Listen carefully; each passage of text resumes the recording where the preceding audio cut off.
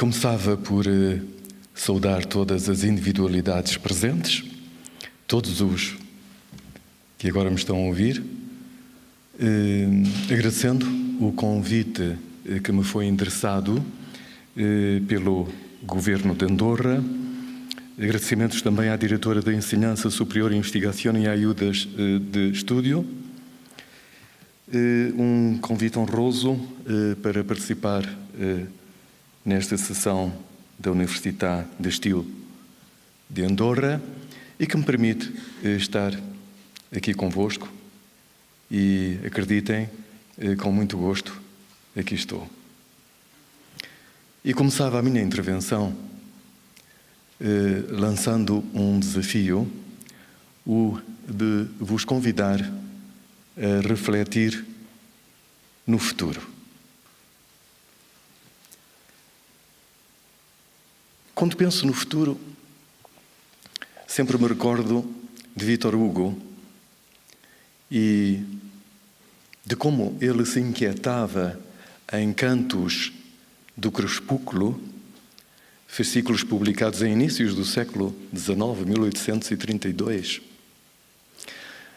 e onde ele colocava uma questão intrigante e, ao mesmo tempo, instigante.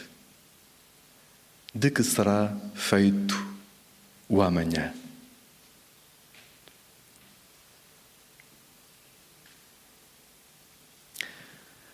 O mesmo questionamento poderíamos hoje fazer, talvez com uma diferença. Hoje vivemos tempos de crise, mas como bem nos lembra um sociólogo francês, Jean Chenoux, em seu livro Habiter le temps, hoje vivemos um tempo de crise, mas um tempo de crise fustigado por uma crise do tempo. Então, há que questionar as perversões da nossa vivência com o tempo. De um tempo que, principalmente para os jovens, tende a tornar-se uma presentificação, um presentismo, de certa maneira dissociado do passado e do futuro. É precisamente este encerramento do presente em si mesmo que faz com que, a uma primeira vista, os horizontes do futuro tendam a colapsar-se. Diríamos que o futuro configura-se como indeterminado.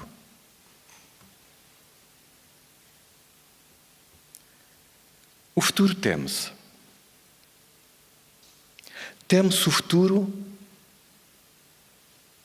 não propriamente ou apenas por não sabermos o que dele esperar. Teme-se o futuro como uma incógnita, como algo de imprevisível, que nos leva justamente a questionar, replicando a interrogação de Victor Hugo: de que será feito o amanhã dos jovens?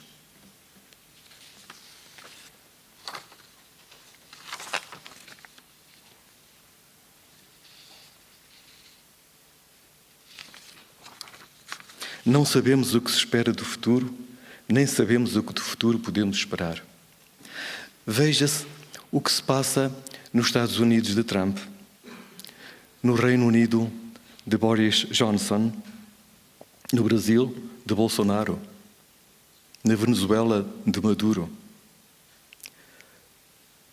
em muitas regiões de África, do norte de África especialmente, no Médio Oriente.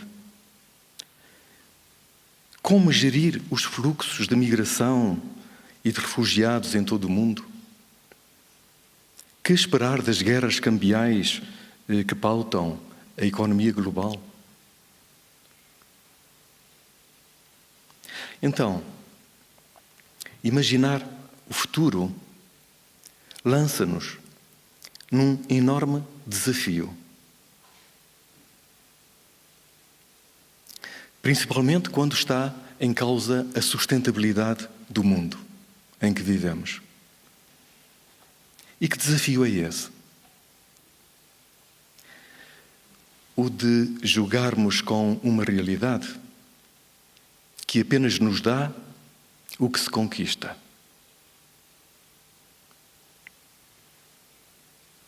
A crise que hoje vivemos é uma crise pautada pela sua cronicidade. É uma crise crónica.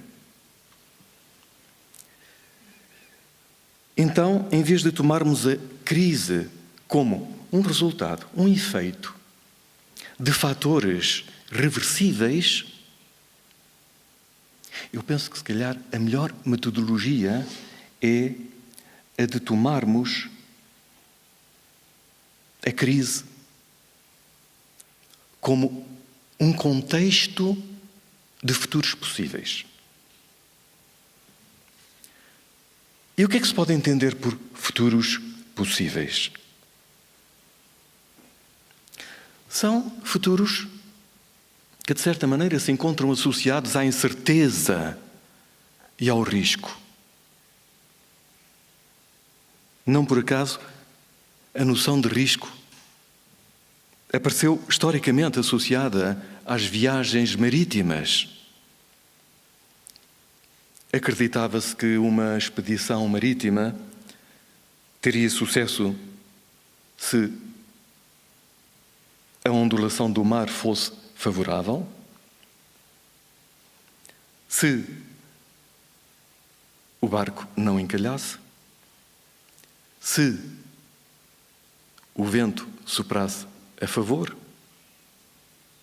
Porém, qualquer tempestade poderia fazer naufragar a embarcação ou levá-la para uma ilha desconhecida. Não anda longe desta ideia a reflexão desenvolvida por Gabriel Tarde em finais do século XIX, a propósito do conceito de futuros possíveis. Associando a dúvida à condição de possibilidade, Tarde sugeria que os futuros possíveis dependem apenas de uma simples conjunção. Se. If, em inglês. Eu diria que vivíamos num mundo se. Vivemos num mundo se. Não por acaso, no ano passado, a revista The Economist consagrou um número temático precisamente sobre a temática The World If, o mundo se. Por exemplo, o que aconteceria se a China começasse a ditar regras globais da economia? Se é que isso já não está acontecendo.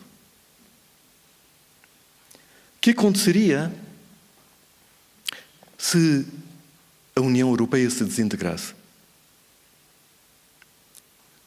que aconteceria se 50% dos cargos diretivos fossem ocupados por mulheres? O que aconteceria se dados pessoais fossem comprados por plataformas digitais? Sabe-se lá com que intenções. O que aconteceria se drones e outras invenções robóticas controlassem os mares, o tráfico humano e outras atividades ilegais. O que aconteceria se os insetos substituíssem a carne nos nossos regimes alimentares? O que aconteceria se as crianças de todo o mundo frequentassem a escola?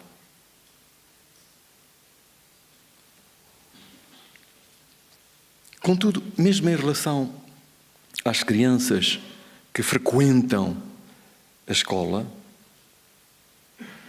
e tenhamos em consideração que em algumas regiões de África e do Médio Oriente, não mais de 35% dos estudantes da instrução primária alcançam o ensino secundário. Mas mesmo em relação aos que frequentam a escola, a revista The Economist dá eco ao ceticismo de alguns pesquisadores, como Lant Pritchett, da Universidade de Harvard, que afirma: se, no mundo de hoje, desejarem encontrar crianças despojadas de educação, podem encontrá-las na escola.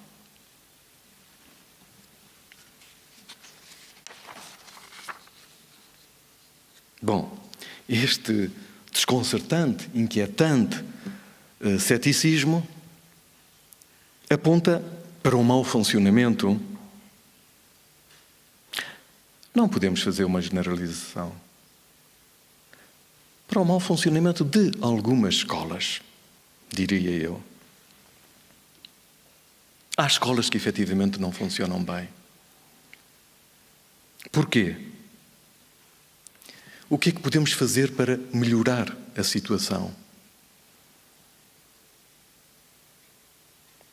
Eu sugiro que me perdoem pelo atrevimento. Sugiro uma metodologia que poderíamos traduzir num apelo. Olhar para o lado. Não é olhar para o lado, nem de lado, não é olhar para o lado desconsiderando a relevância enorme desta inquietação. É noutro sentido. Eu penso que, para refletirmos no social e no social o educacional, é importante avançar com uma metodologia de conectividades e de obliquidades. Explico-me. Recorrendo a uma definição proposta por Tolstói em Guerra e Paz. Tolstói fazia um confronto entre duas estratégias que podem ser adotadas em múltiplas dimensões da nossa vida. A estratégia ouriço e a estratégia raposa. Os ouriços movem-se lentamente em direção a um objeto determinado e são obstinados. Só olham para um objetivo focalizado. Em contrapartida, as raposas movem-se obliquamente. Jogam com astúcia, agilidade. Olham para o lado. Não admira que os que seguem uma estratégia de ouriço lutem frequentemente com respostas pré-concebidas. Porquê? Porque o que questionam é justamente o que pressupõem. Portanto, não vão descobrir nada de novo. Se me pedirem uma definição simples de criatividade, eu diria: que a criatividade passa pela capacidade de conectar o desconectado.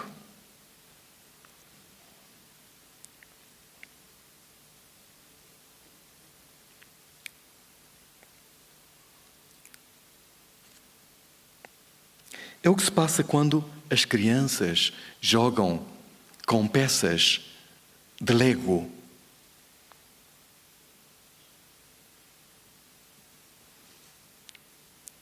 Estaremos a dar, no domínio educacional, a devida relevância à ludicidade criativa que as crianças põem em jogo quando constroem tudo o que lhes passa pela imaginação, com peças de Lego? Uma pergunta à qual Erik Erikson procurou dar resposta em grande parte da sua obra é tão simples quanto profunda. Como conectar a arte do jogo, não de qualquer jogo, do jogo criativo, como conectar essa arte com o trabalho? Ou com o ensino, poderíamos acrescentar.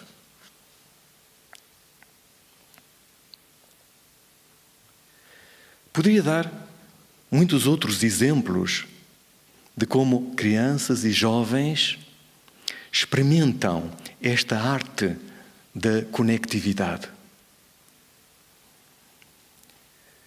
Tome-se, por exemplo, um exemplo vindo do domínio da computação e da música. O Scratch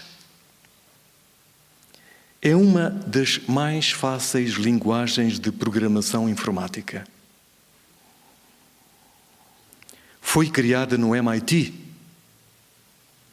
e permite que programas informáticos sejam interconectados.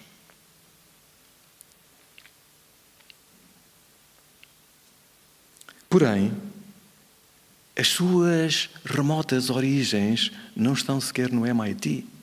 Estão nos subúrbios de Nova Iorque, frequentados por jovens ligados ao hip-hop. Conta-se que quando estavam num churrasco, por acidente, uma salsicha caiu no disco, onde estavam, portanto, a produzir e ouvir, portanto, música, e com a preocupação de salvar, não se sabe se o disco ou se a salsicha, surgiu aquele ruído que caracteriza o Scratch. Daí que o Scratch também seja um conceito que designa a criatividade musical. A improvisação, baseada no sampling. E o que é o sampling? O sampling é precisamente uma mistura de sons acionada pela interconexão. Pergunto, será que as estratégias educacionais contemplam as imensas potencialidades do sampling? Será que sabem fazer Scratch? Karl Mannheim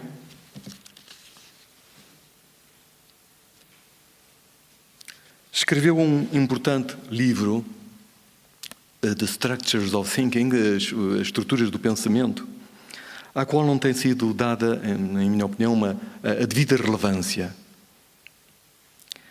Nessa obra avançou uma distinção entre conhecimento conjuntivo e conhecimento comunicativo.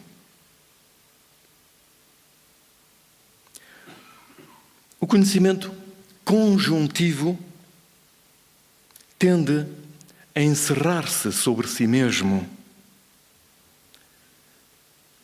e normalmente num determinado domínio de saber. Em contrapartida, O conhecimento comunicativo coloca em diálogo saberes de diferentes domínios disciplinares. Pensando em estratégias educacionais, eu perguntaria: em qual destes domínios, em qual destes dois tipos de conhecimento vos parece que mais facilmente pode acontecer o secreto?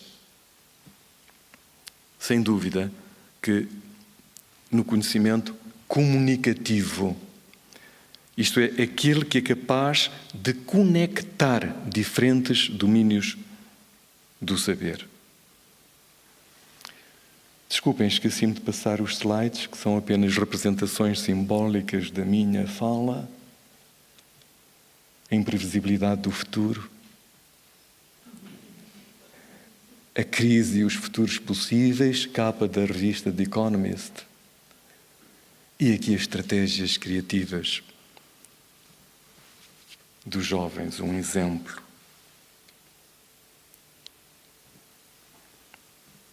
Um dos desafios não resolvidos da educação contemporânea é o de conseguir conectar o mundo inteligível com o mundo sensível. Apreensões cognitivas com percepções sensoriais, estéticas do mundo social. Há tempos, tomei conhecimento do livro das árvores, ilustrado por centenas de crianças indígenas de Ticuna, na Amazónia. O livro tinha por objetivo a composição de materiais didático-pedagógicos de apoio às aulas de educação ambiental. Por isso, as crianças foram convidadas a desenhar e a escrever sobre a flora, sobre a fauna da sua própria região. O livro das árvores, de que destaquei, portanto, esta imagem, desenhos das crianças indígenas, mostra claramente como a apreensão científica do mundo botânico pode ser suscitada por abordagens sensitivas que apelam, por exemplo, à consciência ambiental. Um indiscutível valor educacional. Ao combinarem apreensões cognitivas com predisposições sensitivas, as crianças de Ticuna aprendem a valorizar e respeitar a identidade individual de cada árvore. Numa escrita coletiva, afirmam: uma árvore é diferente da outra e cada árvore tem a sua importância, o seu valor. Essa variedade é que faz a floresta tão rica. Na escola, as crianças são pequenas árvores em crescimento. Mas reparem, nem todas são valorizadas na sua diversidade.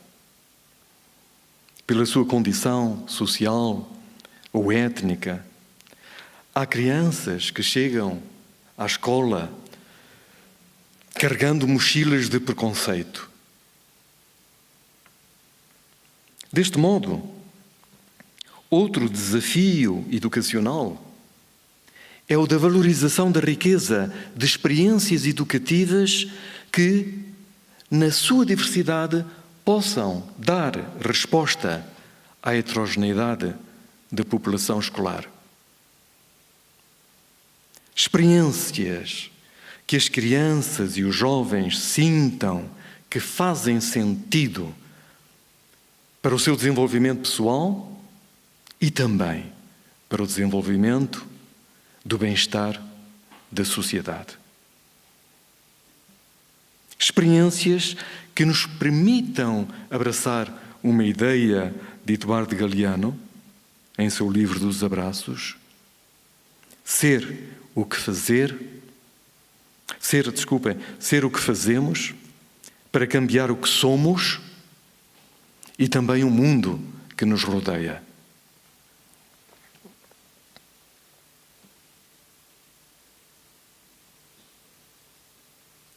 Num mundo crescentemente dominado pela robótica, são também bem-vindas as práticas educativas abertas à contemplação.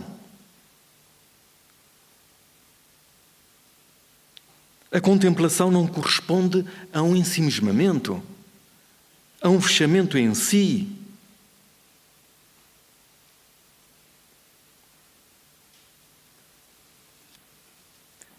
A contemplação passa também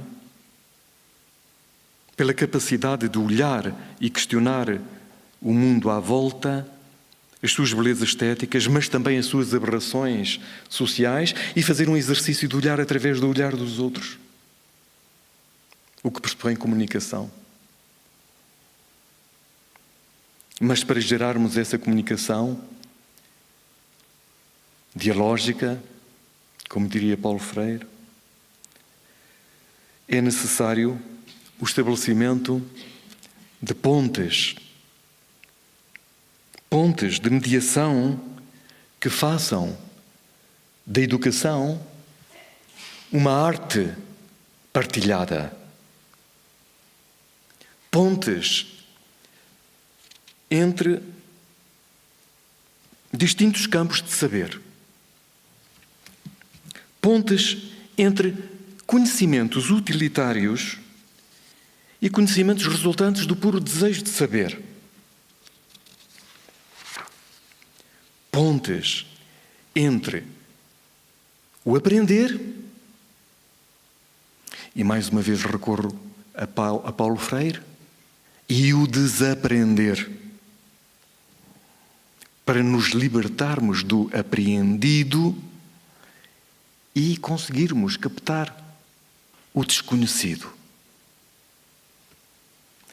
Pontes que permitam uma educação mais inclusiva. Pontes que evitem a marginalização de jovens que carregam o estigma de incapazes ou que apenas são considerados vítimas de exclusão escolar ou de exclusão social, sem considerarmos as causas que levam a essa exclusão escolar e ou social. Pontes que libertem outros que em nós existem. Sujeitos interventivos que briguem com os sujeitos assujeitados ou acomodados que por vezes nós somos.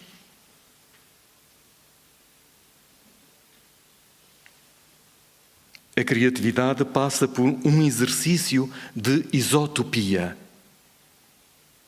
Um saber sair fora dos paradigmas de conhecimento que já não conseguem dar resposta ao que se pretende saber. As tecnologias digitais podem constituir uma importante plataforma de socializações de natureza exotópica.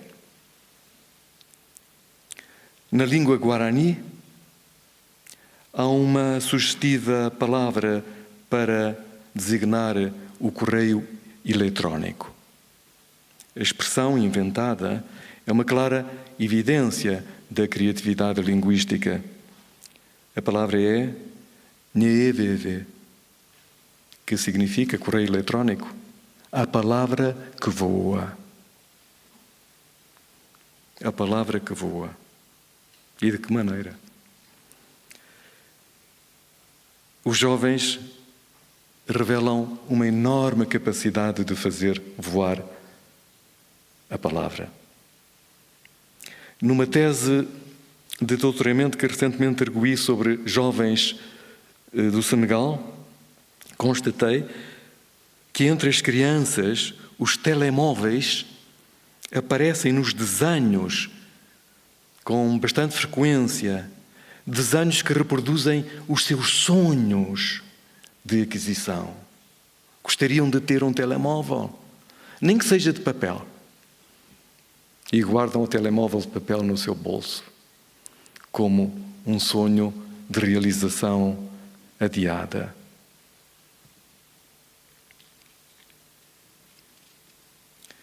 No Senegal, como em outras regiões africanas, os problemas da aldeia debatiam-se tradicionalmente à sombra das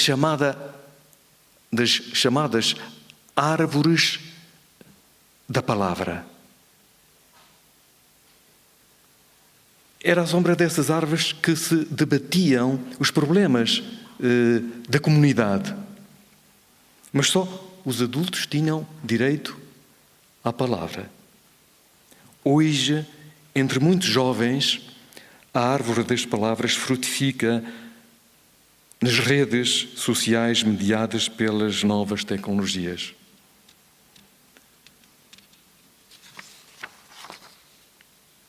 Refiro-me à palavra espontaneamente cantada, como no rap, à palavra rebelde, à palavra escrita em comunicados, cartazes, manifestos, blogs, à palavra denunciadora de um presente por transformar e anunciadora de um futuro por conquistar. À palavra que faz com que os jovens sejam, como disse Melucci, profetas do presente. De um presente que, sendo produto de uma crise, pode também ser produtor de um advir, de um devir. Como bem sublinhou Guattari em Cosmosis, a sobrevivência do nosso planeta está ameaçada não apenas por degradações ambientais, mas também pela degradação do tecido das solidariedades sociais. Muitos jovens de hoje estão conscientemente comprometidos com uma refundação do político, que passa justamente pela valorização das ecologias do ambiente, da psique e do social. Esta refundação do político ocorre frequentemente no domínio cultural, não deixando de envolver jovens de meios socialmente desfavorecidos. Na América Latina temos significativas experiências deste tipo de cidadania cultural. Dou como exemplo uma experiência que há tempos acompanhei no Brasil.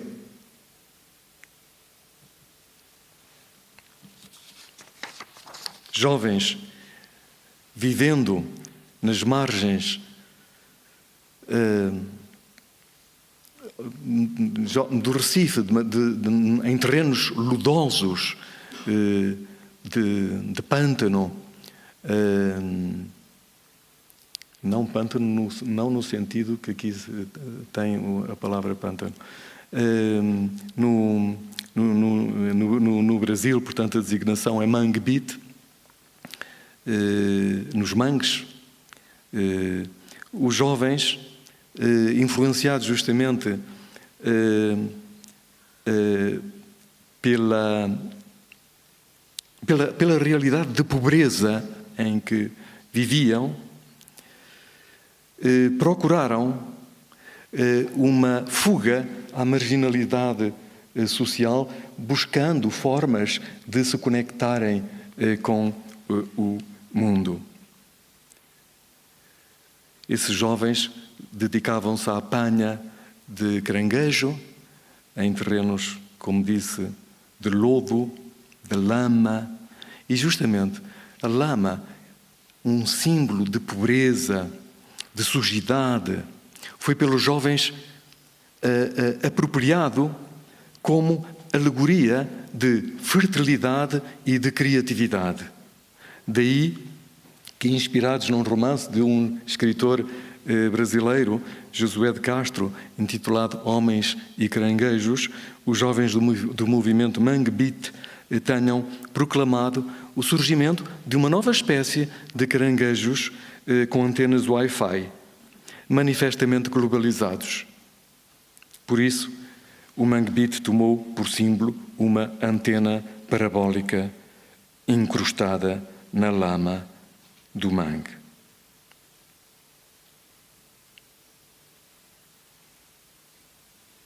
O que encontramos no Mangue Beat é uma aposta numa cultura da conectividade. É a possibilidade das tecnologias de informação poderem favorecer formas de partilha cultural e de protagonismo político. Mais recentemente, as estratégias colaborativas próprias da chamada cultura maker estão a expandir-se entre jovens de todo o mundo. O que caracteriza esta cultura é uma ética de experimentação, propulsora de experiências onde se joga a criatividade numa base de comunicação, de ideias, de saberes, de talentos.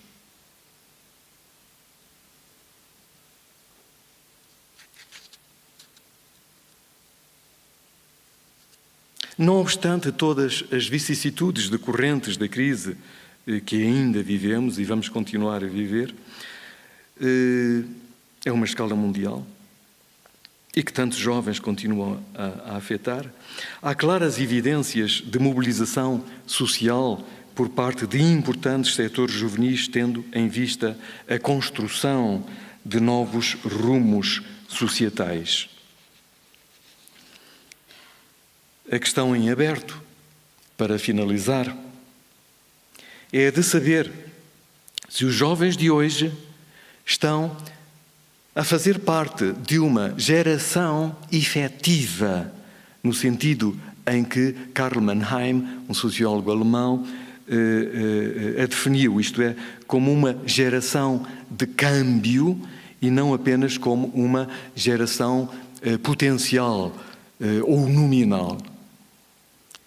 Eu diria que se o ethos criativo e as novas culturas de trabalho que despontam em alguns setores juvenis se cimentarem socialmente, se os valores de solidariedade e cooperação que norteiam as éticas de vida de alguns jovens se expandirem e se as subjetividades sociocentradas e cosmopolitas adquirirem uma centralidade social, então é provável que os jovens de hoje possam vir a fazer parte de uma geração efetiva. Uma geração que pode dar um contributo notável para uma reinvenção do social. E por aqui me fico. Muito obrigado.